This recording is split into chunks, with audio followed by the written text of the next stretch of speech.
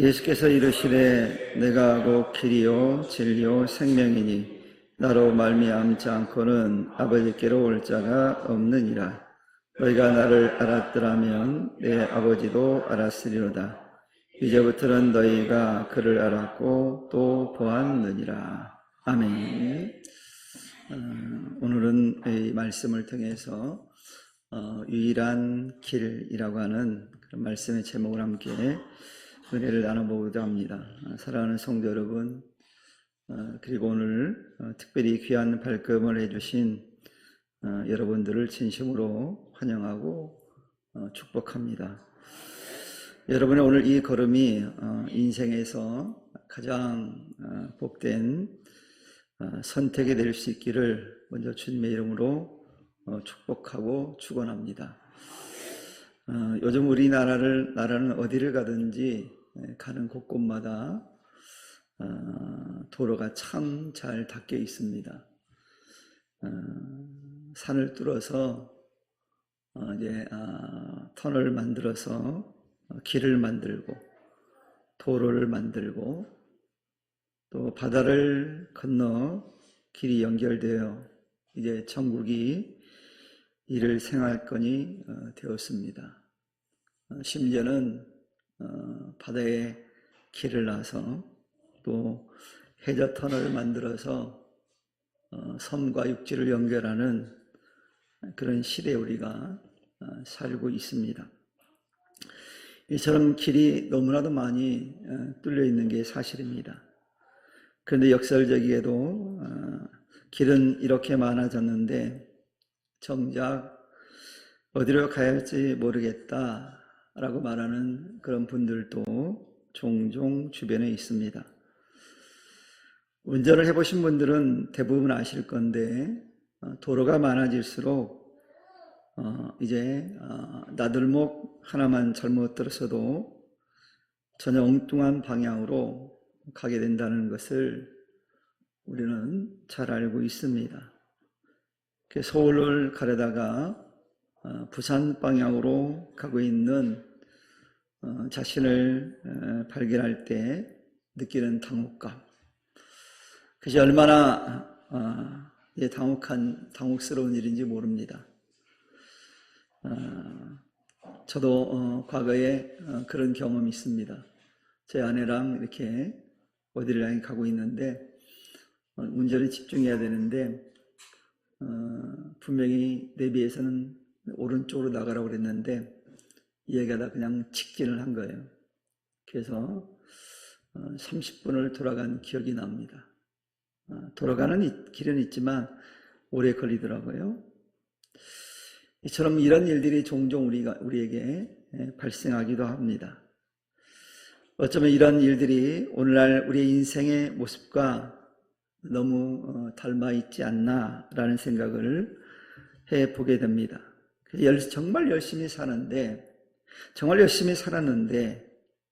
이 길 끝에 무엇이 있는지 몰라서 두려워함을 느끼는 경우들이 종종 있습니다. 그래서 오늘 저는 여러분과 함께 우리 인생의 가장 확실한 안내자가 되어질 분에 대해서 함께 말씀을 통해서 나눠보기를 원합니다. 우리가 처음 가는 길을 갈 때 가장 필요한 것이 과연 무엇일까요? 그것은 바로 안내서일 겁니다. 우리 요즘은 이 내비게이션이 참 잘 되어 있습니다. 그래서 모르는 길도 이 내비게이션이 알려주는 대로 따라가기만 하면 목적지에 반드시 도착을 합니다. 내가 원하는 길을 가지 않더라도 그 내비 아가씨 말을 잘 들으면 목적지에는 꼭 데려다 줍니다. 그런데 이 내비게이션이 기계다 보니까 가끔씩 어떤 일도 벌어지냐면 오류가 발생하기도 합니다. 그래서 주소가 잘못되어 이제 있거나 또 지도가 업데이트되지 않으면 우리를 때로는 낭떠러지로 인도할 때가 있는 것이 바로 내비게이션입니다. 저 언젠가 이렇게 내비게이션을 따라 쭉 가는데 거의 목적지에 다 온 것 같은데 갑자기 내비게이션에 오류가 생겼어요. 얘가 정신을 못 차리더라고요. 계속 이상한 소리만 하는 거예요. 그래서 제가 그걸 껐다 딱 켰더니 다시 그가 정상으로 돌아와서 목적지에 간 기억이 있습니다. 때로 이처럼 내비게이션을 오류가 발생하기도 해요. 우리의 인생도 마찬가지입니다. 우리는 한치 앞도 모르는 인생길을 가면서 우리는 나름대로의 어떤 인생에 대한 내비게이션을 설정을 합니다. 그래서 어떤 분은 이 돈이라고 하는 내비게이션을 설정하기도 하고, 어떤 분은 성공, 또 어떤 분은 자녀를 내비게이션 삼아 따라가는 경우들이 있습니다. 그런데 그 끝에 도달했을 때 허무와 절망을 만나는 경우들이 얼마나 많은지 모릅니다. 그때야 비로소 잘못되었다라고 느끼기도 하죠. 이처럼 길을 모를 때는 그 길을 먼저 가본 사람, 또 인생도 먼저 가본 사람의 이야기를 듣고 가면 좀 더 안전하게 갈 수 있습니다. 그러므로 그 길을 가장 잘 아는 사람을 따라가야 가장 안전하게 갈 수 있다는 얘기입니다. 요한복음 14장 5절에 보면 예수님의 제자 가운데 도마라는 사람이 있는데, 도마가 예수님께 묻습니다.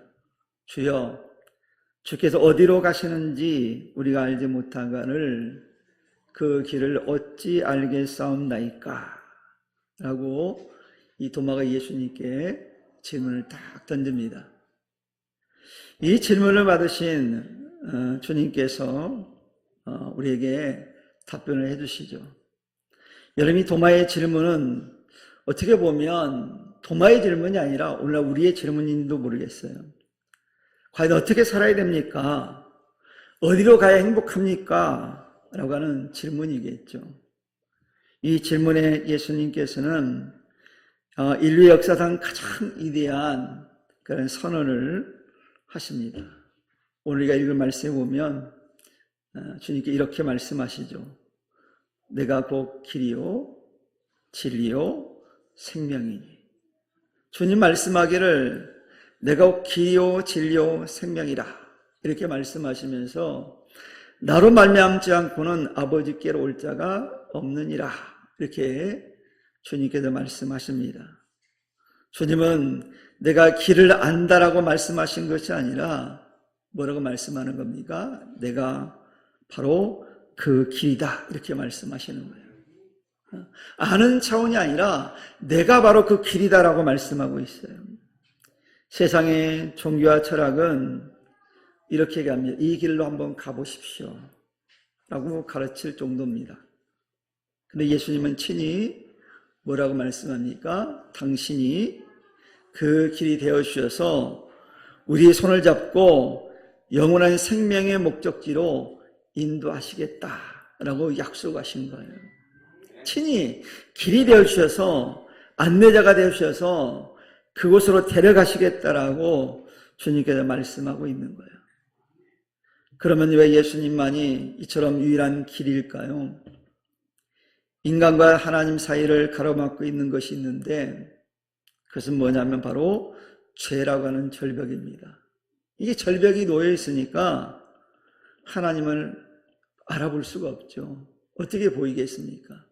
절벽이 가로막혀 있기 때문에 하나님 볼 수 없는 거예요. 그래서 아무리 선하게 살려고 노력해도 아무리 도덕적으로 완벽해지려 해도 인간은 스스로 이제 죄라는 절벽을 뛰어넘을 수 없는 존재입니다. 그러나 이 죄의 문제를 해결하지 않고는 하나님께로 도달할 수 있는 방법이 없습니다. 단언컨대 없어요. 그런데 예수님께서 이 죄라고 하는 벽을 오시고 하나님과 우리 사이에 이 끊어진 길을 연결하시기 위해서 이 땅에 오셨다는 사실이에요. 그리고 중보자의 역할을 감당하셨어요. 여기서 중보자라고 하는 것은 한마디로 다리라는 얘기입니다. 다리. 그래서 끊어진 양쪽을 연결하는 다리를 말하는 거예요. 그래서 주님은 우리의 죄를 대신해서 십자가의 죽으심으로 그 몸을 찢어 하나님께로 나아가는 새롭고 산 길을 열어주셨다는 얘기예요. 여러분, 다리는 어때야 될까요? 튼튼해야 되겠죠.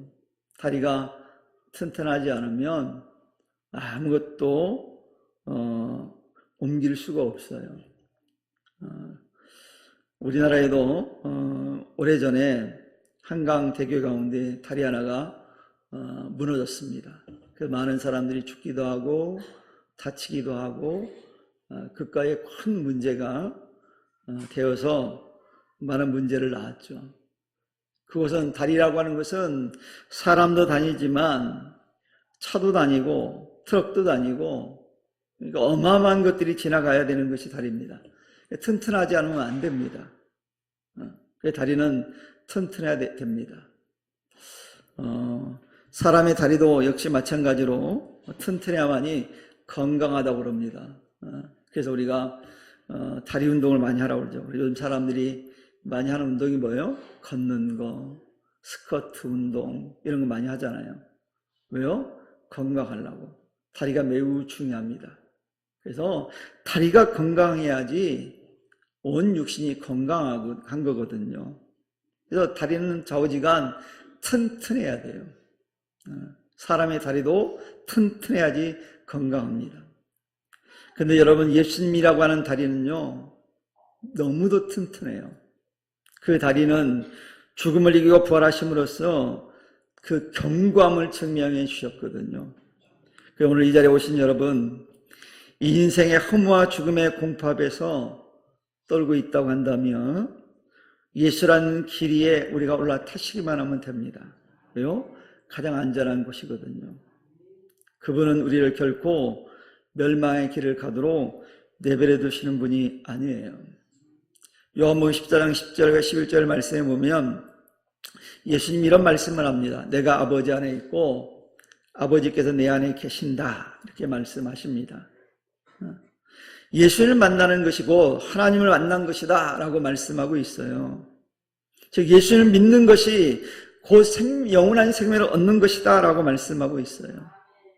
여러분, 이것은 이론이 아닙니다. 실제거든요. 실제.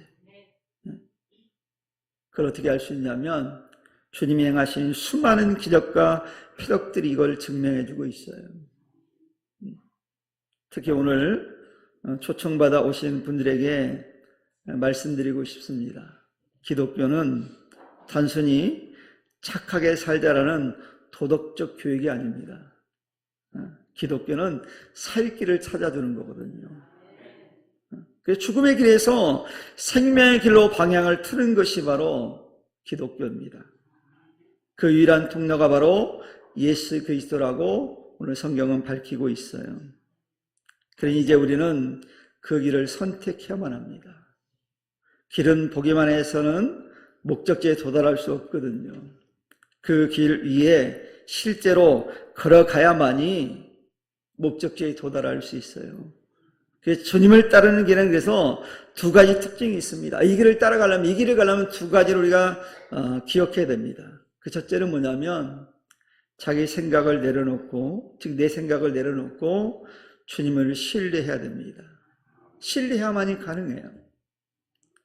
성경에 등장하는 예수님의 제자 가운데 베드로라고 하는 제자가 있습니다. 그는 젊은 날은 자기 힘을 믿었고 자기 마음대로 살았던 사람입니다.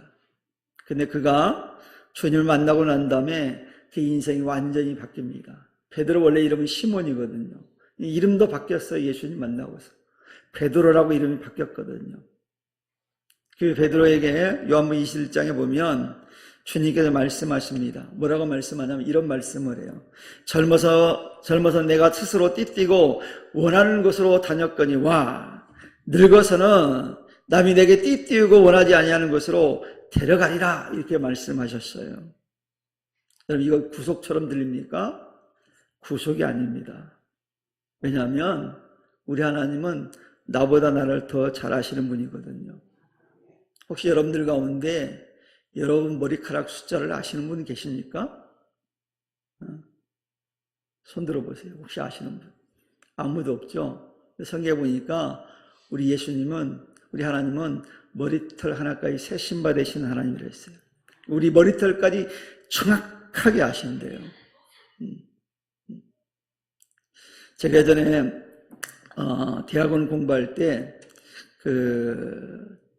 그 교수님 가운데 뇌를 연구하는 그런 교수님이 있었어요.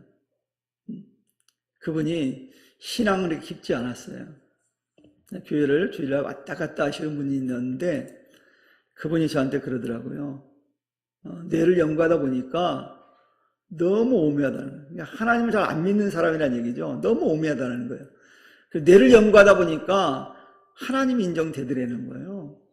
왜요? 뇌가 너무 신비하대요. 인간의 힘으로는 도저히 만들어질 수 없는 뇌를 보면서 이건 하나님이 아니면 불가능하다는 거예요. 뇌의 구조가 얼마나 대단한지 몰라요. 그래서 저한테 그러더라고요. 목사님 저랑 함께 연구 한번 해보실래요? 뇌와 성경을 연결해서 한번 연구를 해보자고 그런 제안을 한 적이 있어요. 아무튼 그분이 그런 얘기를 하더라고요. 뇌를 연구하신 분이.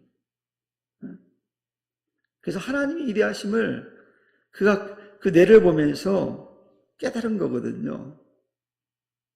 이런 것처럼 우리 하나님은 우리의 뇌를 만드신 분이기 때문에 우리의 모든 형편과 사정, 나의 모든 자세한 부분까지 다 알고 계시는 분이 우리 하나님이라는 거예요. 그 잘 아시는 하나님께, 나를 가장 잘 아시는 하나님께 내 인생 운전대를 맡기는 가장 안전한 그런 위탁이라는 사실을 우리는 알아야 되는 거예요. 그러니까 맡기는 게, 주님께 맡기는 것이 가장 안전한 거예요. 왜? 나를 가장 잘 아시는데. 그래서 나를 고집하는 길은 결국 막다른 길에 이를 수밖에 없습니다. 하지만 나를 내려놓고 주님을 따르는 길은 영광의 부활로 이어진다는 사실을 오늘 주님이 말씀하고 있어요. 주님 뭐라고 말씀합니까? 이렇게 말씀합니다. 마태복음 11장에 보면 주님이 이렇게 말씀해요. 수고하고 무거운 짐진 자들아 다 내게로 오라. 내가 너희를 쉬게 하리라. 나는 마음이 온유하고 겸손하니 나의 멍에를 메고 내게 배우라. 그럼 너희 마음에 쉼을 얻으리니 라고 말씀하십니다. 그럼 하시는 말씀이 이는 내 멍에는 쉽고 내 짐은 가벼우니라 이렇게 말씀하셨어요. 우리 무거운 짐을 주님께 맡기면 주님 우리에게 가벼운 짐을 지고 가라고 질 수 있다라고 말씀하고 있어요. 여러분 부모들이 자녀들이 어릴 때 그 어린 자녀들에게 무거운 짐을 맡기지 않습니다. 여러분 만약에 부모가 어린 자녀에게 무거운 짐을 맡기는 부모라면 부모답지 못한 거잖아요. 진짜 참된 부모는 어때요? 그 어린 자녀에게 가벼운 걸 주고 무거운 것은 부모가 지게 돼 있어요. 이게 부모거든요. 근데 오늘 주님이 그렇게 하시겠대요.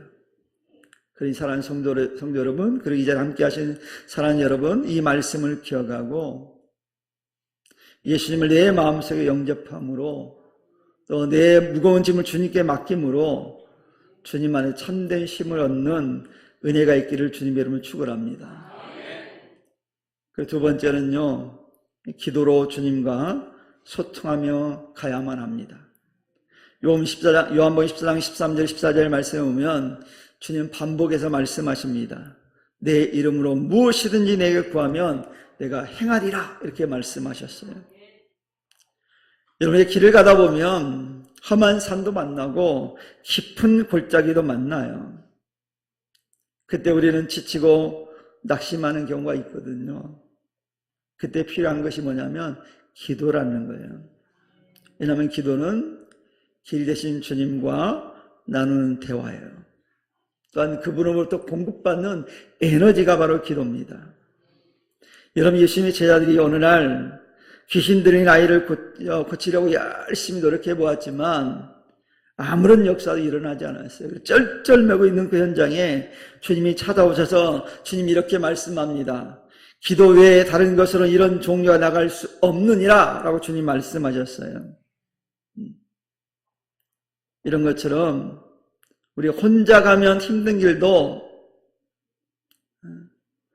사랑하는 이와 함께 가면 즐거운 여행이 되듯이 기도는 주님과 동행하는 방법이라는 거예요.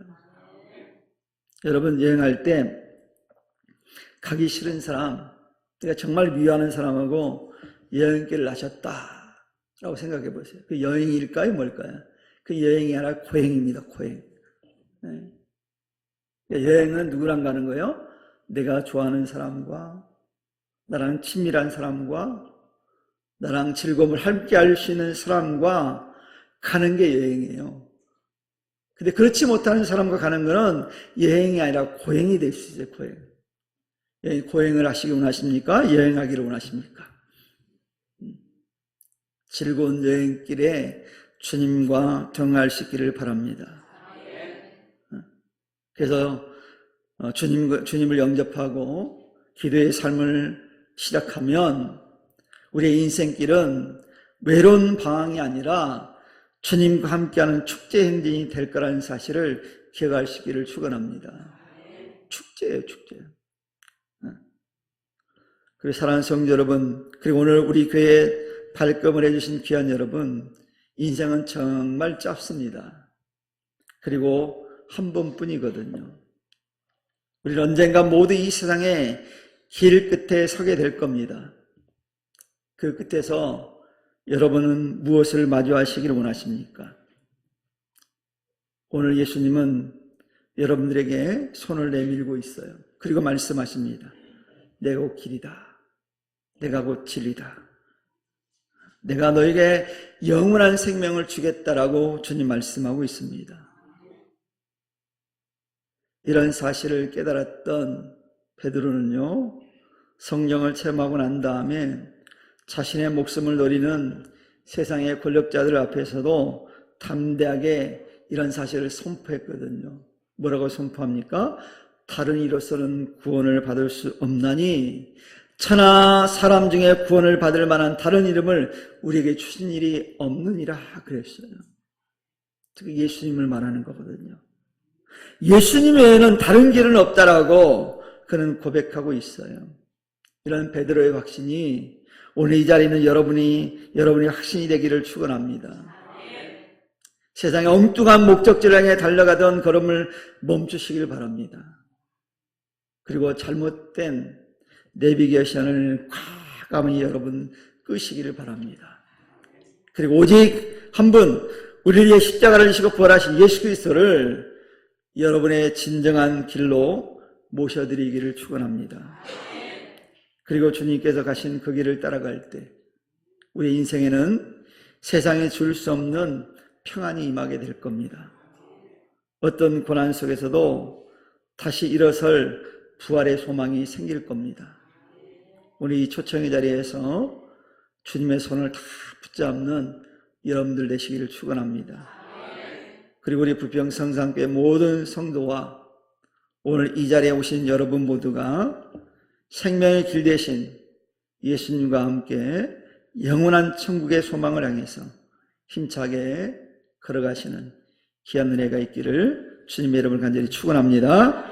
기도합니다. 하나님 감사합니다. 오늘